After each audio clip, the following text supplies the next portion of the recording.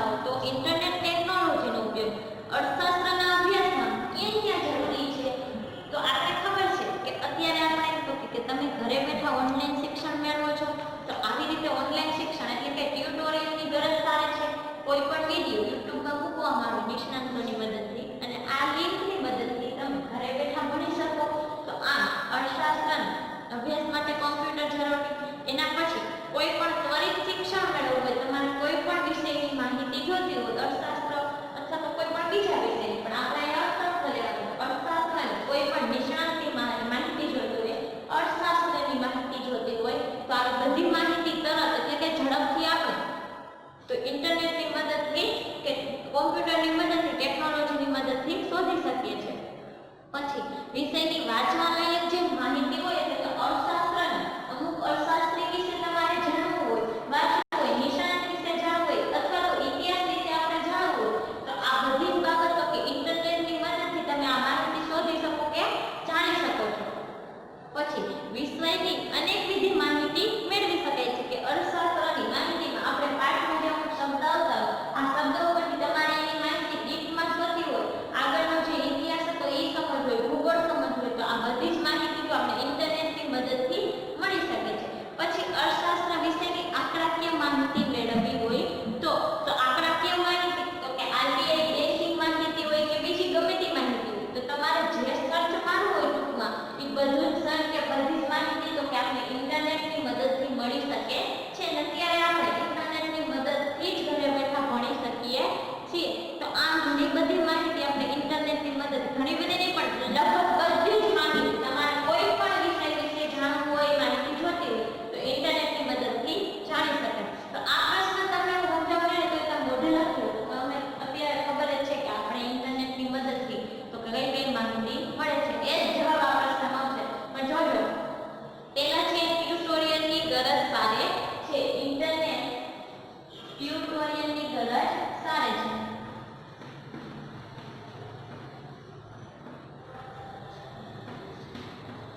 Most IMP પ્રશ્ન છે એટલે ધ્યાનથી સમજો. ટ્યુટોરિયલની ગરજ સારી. ઇન્ટરનેટ દ્વારા અર્થશાસ્ત્ર વિષયનું પાવરપોઈન્ટ પ્રેઝન્ટેશન તેમજ વાંચવા લાયક સાહિત્ય ઓપન એક્સેસ લિંકમાં મૂકવામાં આવે છે, જે વિષયના અભ્યાસ માટે ટ્યુટોરિયલનું કામ કરે છે. અર્થશાસ્ત્રના વિષયની માહિતી અથવા તો એનો અભ્યાસક્રમ તો કે ઇન્ટરનેટની મદદથી પાવરપોઈન્ટ પ્રેઝન્ટેશન ઉપર આપણે ફાઇલ બનાવી શકીએ છીએ, પાઠ ભણાવી શકીએ એ તો કે પાવરપોઈન્ટ પ્રેઝન્ટેશન ઉપર. અને આ જ લિંક પાછી ઓપન એક્સેસ લિંકમાં મૂકીને બધા જ વિદ્યાર્થીઓને ભણી શકે છે અને જોઈ શકે છે. ટૂંકમાં ટ્યુટોરિયલની ગરજ પણ સારી છે તો કે ઇન્ટરનેટ સારી છે. તો બીજું છે વિષયનું ત્વરિત શિક્ષણ કે જાણકારી.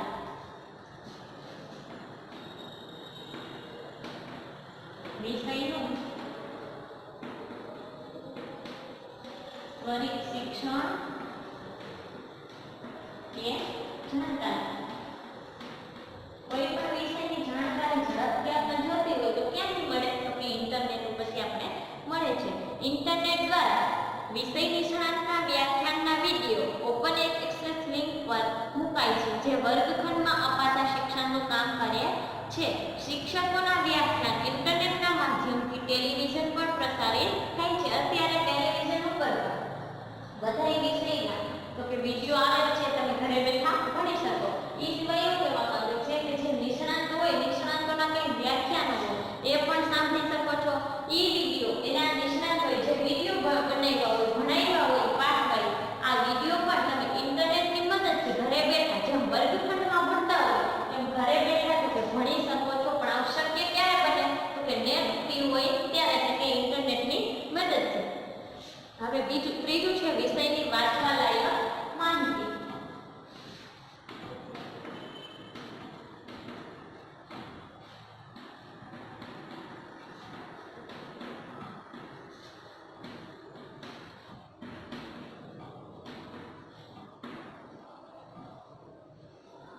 ઇન્ટરનેટ પર અર્થશાસ્ત્ર વિષયના ઘણા બધા પુસ્તકો વિનામૂલ્યે વાંચવા મળે છે. જે તે વિષયના તજજ્ઞો, લેખો, વિષયના જનરલ વગેરે ઇન્ટરનેટની મદદથી વાંચવા મળે છે. ઇન્ટરનેટની મદદથી તો કે અર્થશાસ્ત્ર વિષયના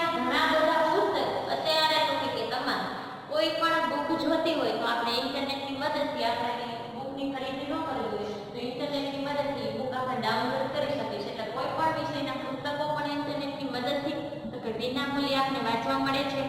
જે તે વિષયના તજજ્ઞોએ લખેલા હોય, પછી તમારે એમાંથી પુસ્તક વાંચવું હોય તો કયા નિષ્ણાતે લખેલું પુસ્તક વાંચવું છે તો એ સર્ચ કરશો તો એ નિષ્ણાતની બુક લખેલી બુકો પણ આવશે। વિષયના જનરલ વગેરે ઇન્ટરનેટની મદદથી તો કે આપને વાંચવા મળે છે અને એ પાછા તો કે વિનામૂલ્યે વાંચવા મળે છે। એના માટે તમારે કંઈ પે કરવું પડતું નથી, તમે વિનામૂલ્યે પુસ્તકો વાંચી શકો છો। પછી છે વિષયની અનેકવિધ માહિતી મળવી।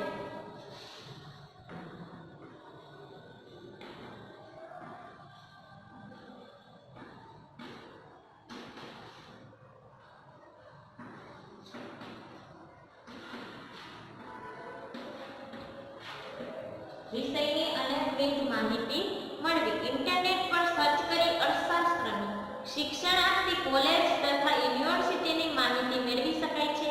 આ ઉપરાંત સંદર્ભ પુસ્તકો, અર્થશાસ્ત્રની વ્યાખ્યાઓ, નોંધ વગેરે આપણે મેળવી શકીએ છીએ। ઇન્ટરનેટ પર સર્ચ કરી અર્થશાસ્ત્ર વિષયનું તો કે આપણે એ અર્થશાસ્ત્ર વિષયની કઈ કોલેજો છે, જે કોલેજ ખાલી તો કે અર્થશાસ્ત્ર વિષય મેન વિષય રાખીને કઈ કોલેજ ભણાવે છે, કઈ યુનિવર્સિટીમાં અર્થશાસ્ત્રને મેન વિષય ગણીને ત્યાં તો કે શિક્ષણ આપવામાં આવે છે, તો આવું તમારે સર્ચ કરવું હોય તો તમે ઇન્ટરનેટની મદદથી સર્ચ કરી શકો। એના પછી અર્થશાસ્ત્ર વિષય સાથે જે સંદર્ભ પુસ્તક હોય, એટલે કે આપણે અર્થશાસ્ત્ર વિષયમાં તો કે રાજાશાહી આવે, અર્થતંત્ર આવે, ઇતિહાસ આવે, આ બધી વસ્તુ વિશે તમારે ડીપમાં ભણવું હોય તો એની લગતા જે સંદર્ભ પુસ્તકો હોય તો સંદર્ભ પુસ્તકો પણ તમે ઇન્ટરનેટની મદદથી તો કે વાંચી શકો છો, માહિતી મેળવી શકો છો। અર્થશાસ્ત્રની કોઈ પણ વ્યાખ્યા હોય, કોઈ શબ્દ ન સમજાતો એની માહિતી, શબ્દની વ્યાખ્યા, તો આ બધું એની નોંધ વગેરે તો કે આપણે ઇન્ટરનેટની મદદથી સરળતાથી, ઝડપથી અને વિનામૂલ્યે મેળવી શકીએ છીએ। છેલ્લું છે અર્થશાસ્ત્ર વિષયની આંકડાકીય માહિતી મેળવવી।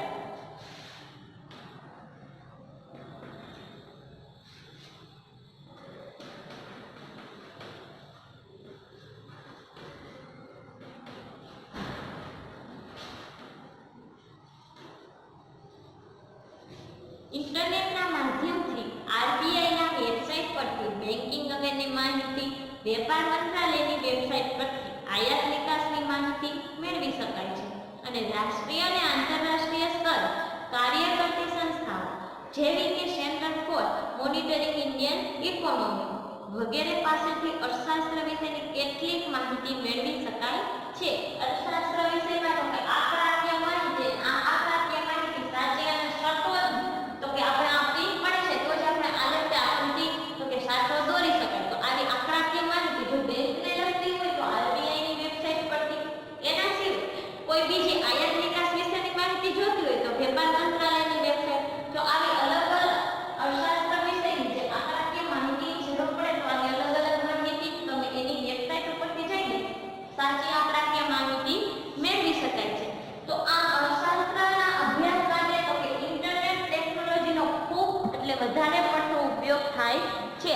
આપણે જાણીએ છીએ કે ઇન્ટરનેટનો ઉપયોગ તો કે બધી જ જગ્યાએ આપણે કરી શકીએ છીએ અને ઝડપથી અને સરળતાથી માહિતી આપણે ટેકનોલોજી ઇન્ટરનેટ ટેકનોલોજીની મદદથી મેળવી શકાય। મોસ્ટ આઈએમપી પ્રશ્ન છે કે આપણે અત્યારે જે કોરોનાને લીધે તો કે ઘરે બેઠા ભણીએ છીએ ઇન્ટરનેટની મદદથી, આ તો અર્થશાસ્ત્ર વિષય છે એટલે આપણે આ જ વસ્તુઓ લીધેલી। બાકી આપણે જાણીએ છીએ કે અત્યારે તો કે કોરોનામાં આપણે ઘરે બેઠા શોપિંગ કરી શકીએ છીએ।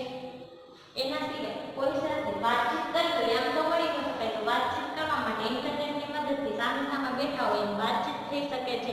ટૂંકમાં બિલ ભરવા હોય તો ઇન્ટરનેટની મદદથી બિલ પણ ભરી શકો છો। કોઈ પણ વર્ક કરવું હોય, કામ કરવું હોય એ પણ ઘરે બેઠા આપણે વર્ક કરી શકીએ છીએ। પછી કોઈ ઉપર નજર રાખવી હોય કે ધંધો કે વ્યવસાય હોય કે અહીંયા કામ થાય છે કે નહીં તો આ કેમેરાની મદદથી નેટની મદદથી આપણે એ પણ જોઈ શકીએ છીએ।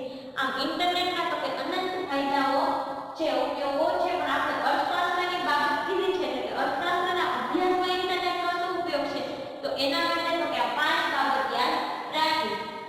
ટ્યુટોરિયલની ગરજ કરે છે, વિષયનું ત્વરિત શિક્ષણ અને જાણકારી આપે છે, વિષયની વાંચનાલાયક માહિતી, વિષયની અનેકવિધ માહિતી, આંકડાકીય માહિતી।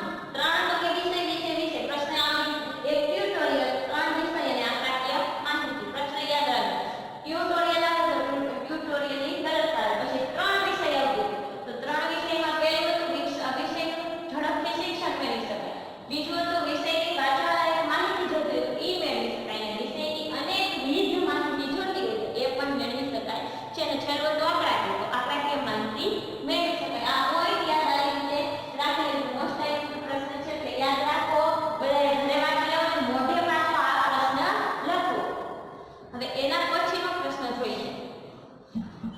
કોમ્પ્યુટર અને ઇન્ટરનેટના ઉપયોગના ભય સ્થાનો જણાવો.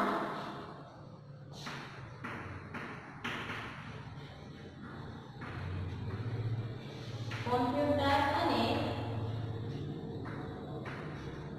ઇન્ટરનેટના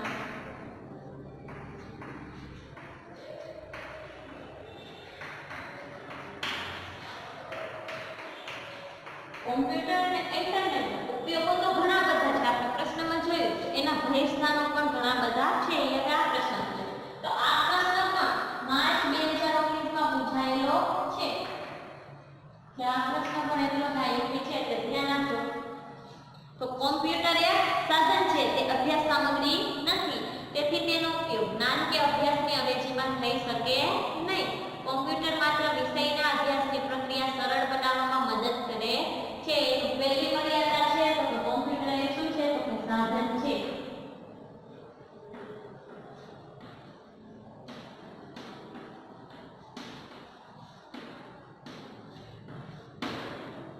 વિષય સામગ્રી અથવા તો અભ્યાસ સામગ્રી નથી.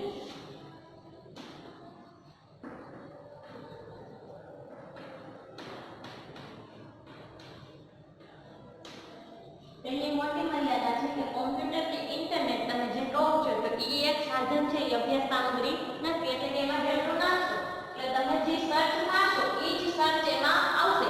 એનાથી વધારે એમાંથી કંઈ જ્ઞાન મેળવવું, શિક્ષણ મેળવવું એવી તમને મળી શકશે નહીં. હા એ છે કે તમારે કોઈ પણ વિષયની માહિતી જોઈતી હોય તો તમે જેટલું સર્ચ એને આપશો એટલી માહિતી તમને આપશે. પણ એ તમને એક શિક્ષક તરીકે જેટલો અભ્યાસ અને શિક્ષણને જ્ઞાન આપે છે શિક્ષકની રીતે, એવી રીતે કોમ્પ્યુટર આપી શકે નહીં. કેમ કે એ એક સાધન છે, એ અભ્યાસની સામગ્રી છે ને એની મોટી મર્યાદા છે. બીજું, કોમ્પ્યુટર પ્રોગ્રામની પૂરતી જાણકારી વિના વિષયનો અભ્યાસ કરવામાં આવે તો ખોટા પરિણામને ખોટી આકૃતિ કે આલેખ મળે છે, જે વિષયનો અભ્યાસ મુશ્કેલ બનાવે છે. પ્રોગ્રામની પૂરતી જાણકારી વિના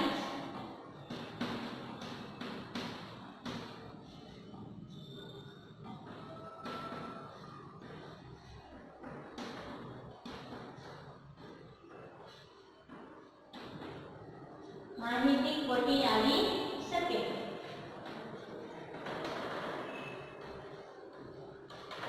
એટલે કે કોમ્પ્યુટર ચલાવવા માટે જે પ્રોગ્રામ આવે આ પ્રોગ્રામની જાણકારી જો આપણી પાસે ન હોય તો એમાં જે સર્ચ મારશો એ માહિતી તો કે ખોટી આવી શકે છે. તમને જો સર્ચ મારતા ન આવડે પછી પાવર પોઈન્ટમાં જે વિડીયો બનાવવામાં આવે તો વિડીયો તમે સરખાઈને સેવ ન કરો તો એ ડિલીટ પણ થઈ શકે ને આ વિડીયો શેર પણ ન કરી શકાય. તો આવી રીતે પ્રોગ્રામની પૂરતી જાણકારી હોય તો જ આપણે કોમ્પ્યુટર કે ઇન્ટરનેટનો ઉપયોગ કરી શકીએ. પણ એના વિશેની આપણી પાસે જાણકારી હોવી જોઈએ. બાકી શું થાય તો કે વિષયનો અભ્યાસ કરવામાં તો કે ખોટા પરિણામો આવી શકે છે, ખોટી માહિતી આવી શકે ને આ ખોટી માહિતીને લીધે આકૃતિ કે જે આલેખ દોરી એ પણ ખોટો બતાવી શકાય. એટલે કે વિષયનો અભ્યાસ કેવો બને છે તો કે મુશ્કેલ બને છે. પ્રોગ્રામની પૂરતી જાણકારી ન હોય તો વિષયનો અભ્યાસ મુશ્કેલ બને.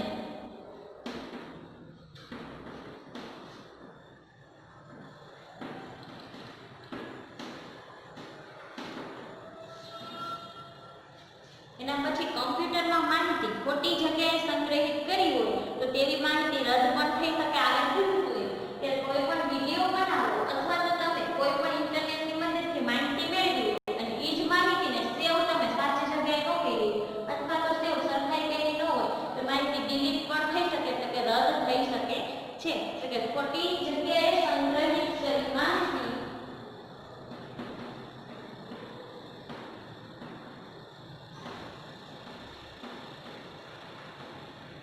ખોટી જગ્યાએ સંગ્રહિત થયેલી માહિતી રદ થઈ શકે છે.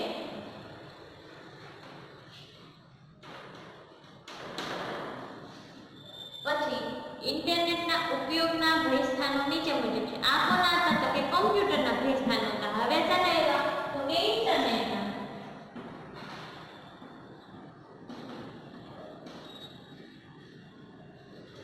ઇન્ટરનેટ માહિતી મેળવવા માટેનું એક સાધન છે. તે શિક્ષક કે આપણે વિચાર શક્તિ કે તર્ક શક્તિનું સ્થાન લઈ શકે નહીં. ઇન્ટરનેટની માહિતી એક સાધન છે કોમ્પ્યુટરની જેમ. ઇન્ટરનેટ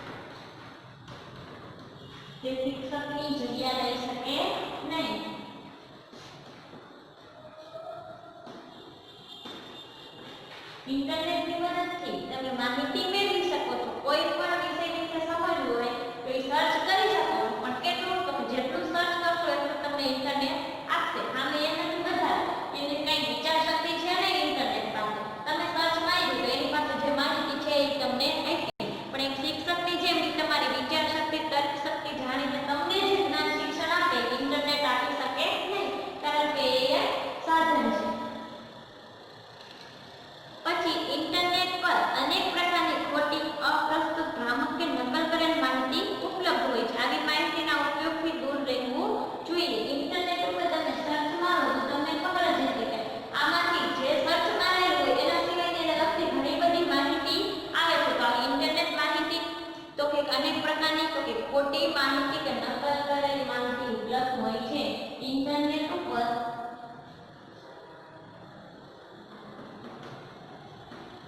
ખોટી કે નકલ કરેલી માહિતી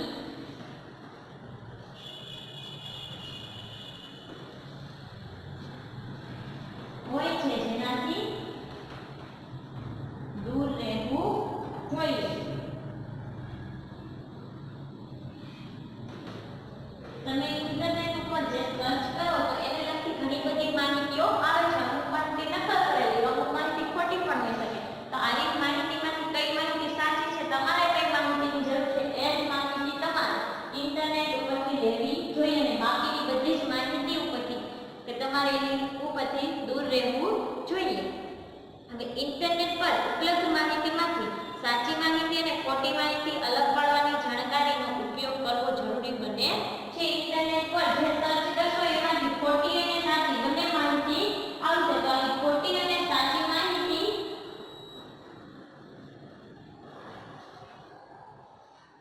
તો કે અલગ પાડવી જોઈએ, અને એના માટે તો કે તમારામાં એ સરખું હોવું જોઈએ. અને આપણે જે સાચી માહિતી જોઈએ એ માહિતી લેવી જોઈએ. ઇન્ટરનેટ પરની વિશ્વસનીય વેબસાઇટનો ઉપયોગ કરી માહિતી મેળવવી જોઈએ. તેમ ન કરતા વિષયનો અભ્યાસ ગેરમાર્ગે દોરાય છે.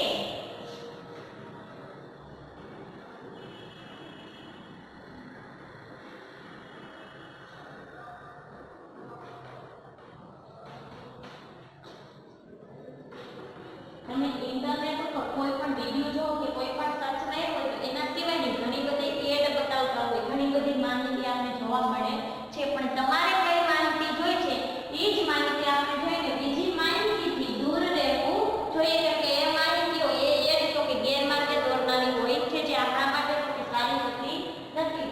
તો આની ખોટી અને ગેરમાર્ગે દોરનારી માહિતીથી આપણે દૂર રહેવું જોઈએ. તો જેટલા ઇન્ટરનેટના ઉપયોગો છે એની સામે તો કે ઘણા બધા મર્યાદાઓ અને ભયસ્થાનો પણ છે. તો આ પ્રશ્ન પણ પૂછાય છે કે કમ્પ્યુટર અને ઇન્ટરનેટના ભયસ્થાનો જણાવો. જો આપણે ઉપર 3 જોઈએ એ કેના હતા? કોમ્પ્યુટરના ભયસ્થાનો હતા, અને જે નીચે જોયા એ કેના હતા? ઇન્ટરનેટના. કોમ્પ્યુટરના ભયસ્થાનો શું હતું? તો કમ્પ્યુટર એક સાધન છે, તે અભ્યાસ સામગ્રી નથી. પ્રોગ્રામની પૂરતી જાણકારી વિના જો માહિતી સર્ચ કરવામાં આવે તો આવી માહિતી ખોટી મળે છે, અને આકૃતિ કે આલેખ પણ તો કે ખોટો મળે છે. બીજું હતું કે ખોટી જગ્યાએ સંગ્રહિત થયેલી માહિતી તો કે રદ થઈ શકે છે. એના પછી હતું ઇન્ટરનેટના ભયસ્થાન. તો ઇન્ટરનેટ એ માહિતી મેળવવા માટેનું એક સાધન છે. તે શિક્ષકની જેમ તેની પાસે વિચાર શક્તિ, તર્ક શક્તિ, જ્ઞાન શિક્ષણ હોતું નથી. તેથી તમે જે સર્ચ કરશો એટલું તમને મળશે. ઇન્ટરનેટ ઉપર ખોટી કે નકલ કરેલી માહિતી પણ હોય છે. તો આવી ખોટી અને નકલ કરેલી માહિતીથી દૂર રહેવું જોઈએ. ખોટી અને સાચી માહિતી આપણે બંને ઇન્ટરનેટ ઉપર જોવા મળશે. તો એમાંથી આપણે જે સાચી માહિતી જોઈએ છે તો એ અલગ પાડવાની તર્ક, અલગ પાડવાનું જ્ઞાન આપણી પાસે હોવું જોઈએ. ઇન્ટરનેટ ઉપર તમે સર્ચ કરશો તો તમને તો ઘણી બધી માહિતી જોવા મળશે. તો આવી બધી માહિતીથી દૂર રહેવું જોઈએ જે ગેરમાર્ગે દોરનારી છે. પણ જે